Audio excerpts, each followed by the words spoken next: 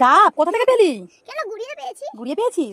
এত কিছু তো মাখা করে খাইয়েছো, আজকে আমাকে ডাব মাখা করে খাওয়াবে? আরে ডাবের পানি, এতে ডাব, এত বড় ডাব মাখা হবে না, এর মধ্যে হয়তো শ্বাস হয়ে গেছে। করে খাওয়াও। শ্বাস মাখা করে খাবি? হ্যাঁ চল দেখাই যাক। এত কিছু তো মাখা এতজনে খাই বন্ধুরা, তো আজকে আমরা ডাবের শ্বাস মাখা করব। যদি এর মধ্যে থাকে, ভাগ্য যদি সোনামায়ের ভালো হয় তারপরে, ঠিক আছে? চলো ডাবটা কেটে নিই। আর ডাবের শ্বাস মাখা, তবে যদি এর মধ্যে শ্বাস থাকে তবেই হবে, না হলে কিন্তু হবে না। ঠিক আছে, চলো দেখা যাক। কাটারির অবস্থা খুব খারাপ, তো সেই জন্য যা করে দেখতে পাবো শ্বাস আছে কিনা। ঠিক আছে, তোমার ভাগ্যের উপরে ডিপেন্ড করে। ঠিক আছে, তো চলো পানিটা ঢেলে নিই। সো গাইস, এই যে হলো ডাবের পানি। চলো তুমি খাও।